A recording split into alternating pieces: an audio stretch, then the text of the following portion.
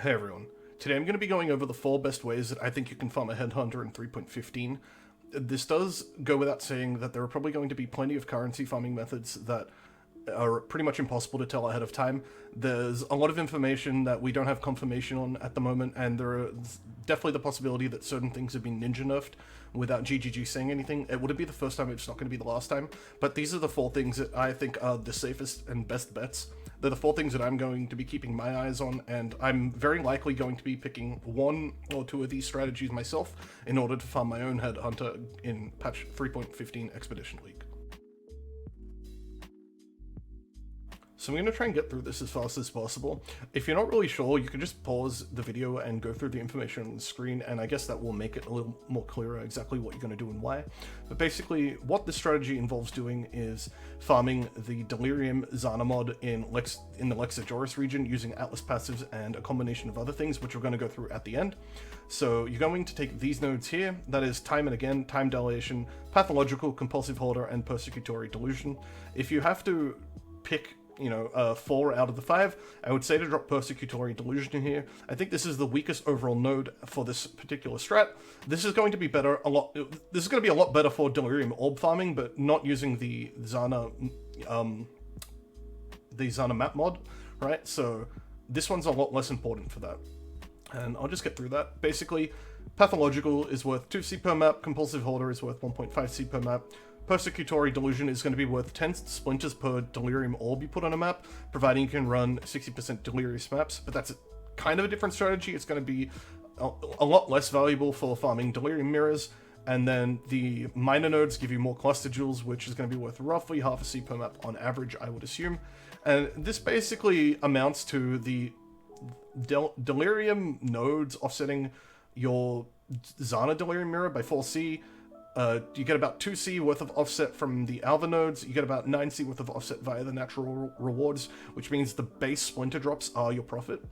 Now, Nemesis farming, so this is something that I think is going to be like the main farming meta for 3.15. Unfortunately, I really don't like farming strats like this, but this is what if I had to make a prediction, this would be what it is. Basically, you run a map that has a really long layout for Delirium Mirrors, you run the Delirium Zana mod onto your map, you put Nemesis onto the map via rolling it with Alks and Scours, you have the Nemesis Sextant active, then you run a Legion Scarab, a White Scarab, and Abyss Scarab, and then your 4th Scarab is going to be Harby, Ambush, Shaper, or Elder, up to you, and then you put an Alva Master Mission on it. In conjunction with the Atlas passive tree that I laid out, I think this is going to be like the main way to farm currency in patch 3.15. It's extremely accessible. It doesn't require an amazing build. Some of you are probably going to be able to do it on your League starter. I have done some preliminary testing with my Freezing Pulse totem build, and it can farm it, but it starts to get very, very messy as you get deeper into the Delirium. There were certainly a couple maps where I just couldn't finish the mirror, if I'm being totally honest with you guys. So you're probably going to have to either invest more money into the totem build to get it to, be able to do this strat, or you're going to have to just use the League starter build to farm up your money and then reroll to a better character in order to do this strat. But this is there is giga money involved in this from what I've already seen. I don't think Valdo's rest farming with Nemesis is going to be the thing anymore. I think it's going to be Delirium mirror farming in Ejoris with the Nemesis Sextant. Next up is Grand Heists. Now, this picture is going to be put in the description of the video. I have an entire video dedicated to Grand Heists, which you can find in my video list. I recorded it and released it at the start of last league. It's still completely relevant for this league. I'll just give you a vague rundown of everything you need to know and why this cheat sheet exists. So the reason this cheat sheet exists is to tell you which of your heist rogues to match up with the different contract types. So lockpicking you always want to do is Cast, Brute Force you always want to do is Tibbs, Perception as Nanette, Demolition with Vindiri, etc. And the reason you want to do it this way is basically because the rogues that are on the left-hand side of this list are the only ones that can be leveled up to 5. So doing it with that guarantees that the right rogue is getting XP. So to give you an example, the wrong way to do it would be to bring Huck to lockpicking, because then Huck's going to get capped at level 3 and you've wasted a bunch of lockpicking missions on Huck and then you have to start over with cast. Now, granted, most of your experience when doing Grand Heist doesn't actually come from contracts. This is just important to know in case you don't want to waste any experience along the way, right? As for this, what this little chart does is it tells you how to unlock all the rogues. Basically, you run any kind of cast contract, and that's going to unlock Huck. Doing any Huck contract unlocks Niles. Niles unlocks Vindiri. Vindiri unlocks Gianna. Tibbs, you get automatically. Tibbs unlocks Talina. Talina unlocks Nanette. And Isla unlocks no one. She's just kind of on her own, right? Which, that means you only have to do 6 contracts. A minimum of 6 to unlock all the rogues. A lot of people think this takes a lot longer to set up, but it actually doesn't, right? It's really quick. Now, this is kind of like my advice when you're in terms of how to interact with Grand Heists to maximize profit. First off, you only want to reveal the wings. You don't want to reveal the reward rooms. Now, the reason for that is you're not going to have rogue gear equipped, so you're not going to be able to access the extra reward rooms that you unlock, right? There may be a currency room, but the thing is that unlocking it is going to cost a certain amount of Chaos Orbs worth of rogue markers to reveal. It's going to make all your future reveals cost more money on top of that for that blueprint. And then the thing is, if you only use reward rooms that are already revealed as a baseline in that wing that don't cost anything, you're going to fill up your bar, right? A lot of the time on just doing that, not even with the small chests along the way. So there is kind of an opportunity cost here. That means you're revealing a currency room and then paying currency to gain the currency from that currency room, but also giving up the rewards from the large chests in the rooms that were already revealed. So when you're doing blueprints, you only reveal wings. When you're revealing the wings, you only use the discounted reveals. You get the discounted reveals from Gianna. Whenever you run a Gianna mission, she gives you a discounted reveal and a normal reveal. And then you use your non-discounted reveals on escape routes. Now, you only want to do your reveal an escape route if it's going to save you more than half a run back. If the escape route is like in the room next to the exit anyway, don't waste your time. 3-wing blueprints are better than 4-wing blueprints. Every reveal makes all future reveals cost more money. So you want to kind of, if you had to make a choice, you would go for the 3-wing blueprints. Now, the priority in terms of the blueprints are alternate gems and replicas. These are by far the best ones at the beginning of the league. Then comes currency, and then come armaments, right? I really would only recommend doing alternate gems and replicas since that's where all the money is. But if you have limited access to blueprints, maybe you enjoy this mechanic, you can make a bit of money from running currency, but most of the time when you run armaments, you're losing money. Now, your contract priority is that you want to run Gianna Deception contracts. Now, the reason why we're doing that is a whole bunch of reasons, actually. Every Gianna contract that you do gives you 1 normal reveal, 1 discounted reveal. Deception contracts don't have any locked doors on the way out, so you can just run out. You don't have to wait for any locked doors. It saves a lot of time. And then Deception also has really good rewards. It gives Harby rewards and div cards. The next best ones are Gianna Perception and Counter Thaumaturgy. They give worse rewards, and they do have locked doors on the way out, but they're still giving you 2 reveals, 1 discounted, 1 non-discounted, which are the main reason you want to be doing contracts anyway, to farm reveals. You don't want to farm contracts for the sake of the actual contract rewards. And then the next best type of contract to run is cast lockpicking. Cast lockpicking gives a lot of raw currency, and it's just in general like rewarding currency per hour sort of thing to farm early in the league. And then all your other contracts are lower priorities after that. Now, a lot of you are probably wondering about farming contracts for experience. Here's the thing. If you start off with white blueprints, white map level blueprints that are around like monster level 68 to 72, for example, they only require level 1 and level 2 skills for every contract type. For every skill type, every job type. You can basically start leveling your rogues up through these white map level blueprints, and then by the time you're doing red map level blueprints that require level 4 and 5 jobs, your rogues are already going to be leveled up through doing Grand Heists. So you don't actually have to spend a lot of time doing contracts except for farming Gianna. When you're doing the alternate gem blueprints, you want to have 3 trade tabs open. You want to have a trade tab that's already set to search divergent gems, 1 for phantasmal gems, and 1 for the other type that is anomalous. That's the one, right? This is going to actually just save you a lot of time. Because that way you're not going to have to constantly change the tab to search for a different type of gem. When you're looking up the price of your gems, you can just type in the name of the gem and it's already set to give you the correct one. So Formed and Twisted Invitation farming is going to be really profitable all league, as it has been the last 2 leagues. The only thing here is that it's going to require a dedicated busting build. Most of the league starters I've seen people preparing aren't actually going to be able to do this kind of content. I know that my Freezing Pulse build can't do this content without a decent investment into it. I have tried and practiced already after simulating the 3.15 nerfs, and it's just very rough to the point that it's just, in my opinion, not worth doing. I think if you're doing the Soul Rest Necro League starter that I've seen some people start to prepare, that's going to be really ideal for this. That is, I've done some testing of that, on my own, and it was able to very cleanly do the invitations Formed and Twisted, whereas pretty much every other league starter that I practiced with like a reasonable budget of a couple of exalts really struggled. So if you're doing Soul Rest Necro, this is the one for you. Basically what it just comes down to is farming through cycles of Elder maps and Shaper Guardians for the sake of then being able to do the invitations. And what you can expect for every 10 cycles, you're getting 8 Formed or Twisted invitations back.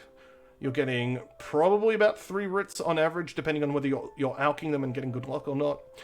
You can expect about 70 Guardian fragments back from 10 invitation cycles, 10 of the Platinum, Titanium, or Chromium Watchstones.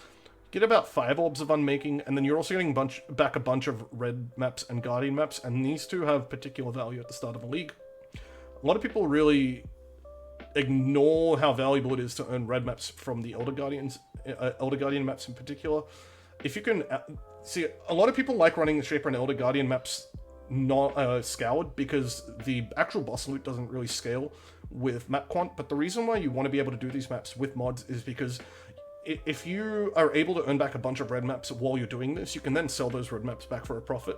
And red maps early in a league, especially a league like this, where progress is going to be slowed down, it's going to be super valuable. A lot of people are really underestimating this, but being able to access this stuff early, if you can do it, is going to be the way to go. If you're playing a Soul Rest Necro, absolutely ignore everything else in this video and just focus on this for the time being.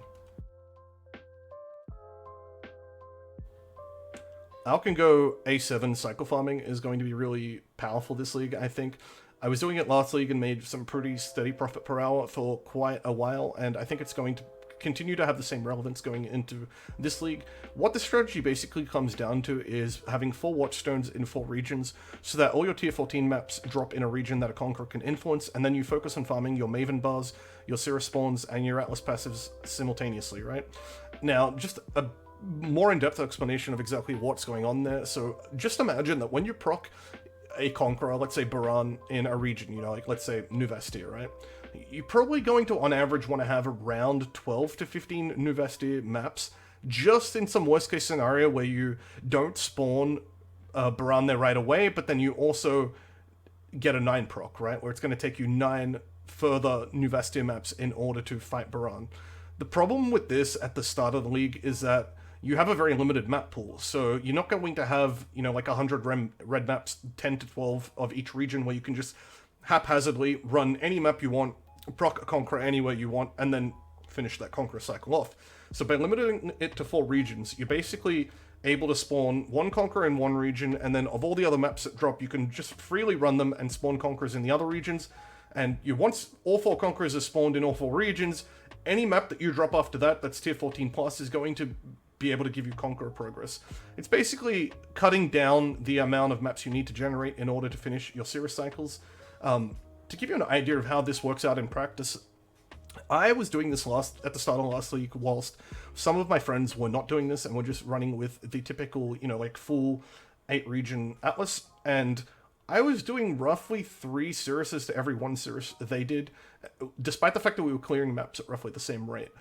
This gives you a lot of early access to Cirrus and Conqueror drops, and I think that, that's a really important thing to have. Having a focused map pool is really great, but then on top of that, there are other benefits, and that is basically that you can fill up your Maven bars faster since you have a more focused map pool, and on top of that, you can focus the Atlas regions that have really good passives, in terms of passive profit. So the 2 that I would recommend doing, for sure, above all else, are Nuvestir and Haywalk Hamlet. The reason I'd recommend Nuvestir is because the Legion nodes and the Rogue Exile nodes combine to, have a lot of passive profit generation. I had a day where I got something like 5 Maraketh emblems. It was really good luck, of course, but I got something like 5 Maraketh emblems passively just farming new Vastir maps for Conquerors one day early in last league, which is, you know, a lot of money to just get out of nowhere. Haywalk Hamlet gives you access to Essence, Ritual, and Harvest. You can pick 2 of the 3 that you want. I personally would recommend just sticking to Essence and Ritual, but a lot of people are probably sick of trying to sell Essences, so they may stick to Ritual and Harvest. Now, as for the last 2 that you're going to pick, you're basically going to pick 2 of these 4. Glendic Cairns, Lyra, Thane, Turn's End, and Ejoris. And the ones that you want to pick are basically written here. They're pretty self-explanatory if you go and look at the actual bonuses, but basically these are the things that are going to give you a decent amount of passive profit without you having to invest anything into the maps. Just run the maps in this region, and you're going to make some extra money, you know, as you go, right? That's pretty much the strategy. I made a lot of money doing this last league, and so did quite a lot of other people. It's probably not going to be the best money-making strategy out of the 4 here. In fact, I would probably say this is the weakest out of the 4 that I've presented to you, but it's also the most accessible. It doesn't require any special trading or anything like the others do. You know, Grand Heist farming relies upon trading for blueprints. Invitation farming requires a lot of map trading. This is just something that you can sort of do without caring. And I think that's going to be important to a lot of people, because a lot of people just want to play the game without having to, you know, spend 2 hours setting up for different strategies. You just want to play, you just want to make money. Now, if you do this, your Uncharted Realms, you probably want to set up like I have here, right? Where you're getting the extra access, you're getting the extra chance for Awakened Skill Gems of, Awakened Support Gems of Sirius. You're getting extra Conqueror Progress, which means faster Sirius and Conqueror spawns. You're getting extra Guardian drops, and then you're getting extra Synth drops. So the loot you can expect to get is basically, as you can see on the screen, Crescent Splinters, Maven Writs, Platinum, Titanium, Chromium Watchstones, Orbs of Unmaking, Red Maps, Guardian Maps, Synth Maps, Conqueror Exalted Orbs, Awakener Orbs, Awakened Support Gems, the Sirius uniques such as Hands of the High Templar and Crown of the Inward Eye, basic currency, and then all the League mechanic rewards that you're going to find along the way, such as, you know, Legion Splinters, Breach Splinters, Blighted Maps and Oils, Deli Splinters, all that sort of stuff. So you're going to get a really nice mix of loot, a whole bunch of stuff that's worth money. It really depends on which regions you take, but this is pretty much guaranteed profit. You know, there are a lot of other strategies out there that rely on hitting jackpots, and this is going to give you a really nice mix of consistent profit and jackpot loot, which is going to feel really good. You're probably going to have the most fun playing this way because you're getting steady amounts of money, but then also occasionally getting these spikes of large amounts of money, which are going to allow you to just buy, you know, an upgrade outright here and there. So there you have it. These are what I think are going to be the 4 fastest ways to a Headhunter in 3.15. It really does need to be said that you need to figure out which ones are going to be best suited to your capabilities and best suited to your build's capabilities. If you're following my Freezing Pulse Totem build, I'd recommend number 2 and 4. Those are the ones that I have my eye on the most at the moment. I think Invitation farming is going to be much better suited to Necromancers as opposed to Hierophants. I think Deli farming is going to be something that I'm going to personally prefer coming back to on a Stormbrand or an Ellie hit character once I already have my Headhunter, but I do know of some people that already are eyeing the Ejoris strategy with their League starters, and they're taking League starters specifically that they think are going to be able to handle the Delirium Mirrors early on. You're really going to have to work that out for yourself, but feel free to stop by my stream and ask me for my opinion. I might be able to give you a bit of direction. And if there's any other strategies that pop up that I think are as good as what I've laid out here, I'm probably going to know about them, so you can also ask me about that. If you found this video helpful, feel free to like, comment, and subscribe, and I will hopefully be seeing a lot of you guys on stream in a few hours when the league starts. Bye for now.